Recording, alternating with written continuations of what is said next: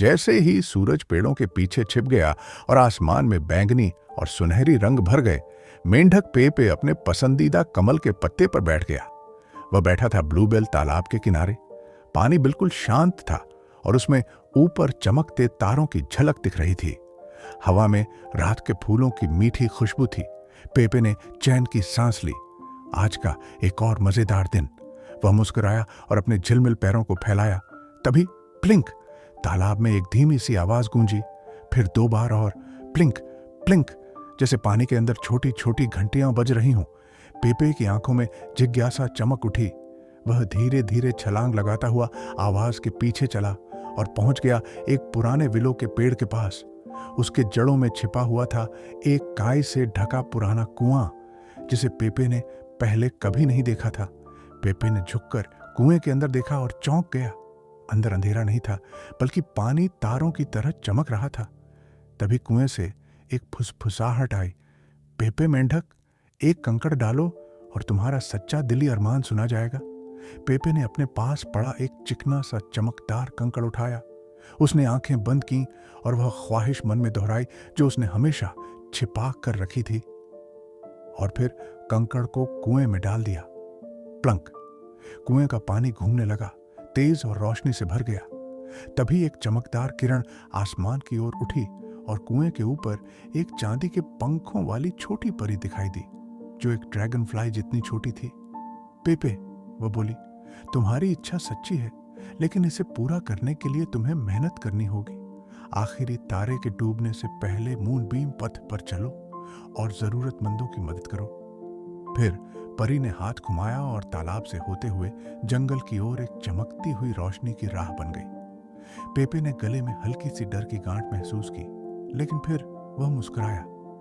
ठीक है, मैं तैयार हूं, और एक छलांग लगाकर वह चांदनी की पहली किरण पर कूद गया। सफर की शुरुआत सबसे पहले पेपे को मिस्टी चूहिया मिली, जो एक मशरूम के नीचे रो रही थी। मेरे त्योहार का बुलावा हवा में उड़ गया, वह सुबकी। अब किसी को पता नहीं कि त्योहार कब शुरू होता है। पेपे ने फटा हुआ संदेश पढ़ा और फिर एक ताजे पत्ते पर उसे साफ साफ दोबारा लिखा। जब चांद सबसे ऊंचे चीड़ के पेड़ को छुए, तब शुरू होगा त्योहार, पेपे ने मुस्कुराकर कहा। शुक्रिया पेपे। मिस्टी चहकते हुए दौड़ गई। अब रास्ता और ज्यादा चमकने लगा।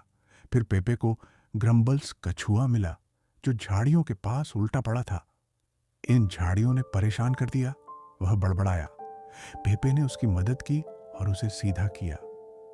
बहुत शुक्रगुजार हूं, ग्रम्बल्स बोला और पेपे को एक चमकदार खोल दे दिया। थोड़ी सी दया बहुत दूर तक जाती है। फिर पास के पेड़ों के झुरमुट में एक छोटा सा जुगनू कमजोर सा टिमटिमा रहा था। मुझे अपना घर नहीं मिल रहा, वह धीमी आवाज में बोला।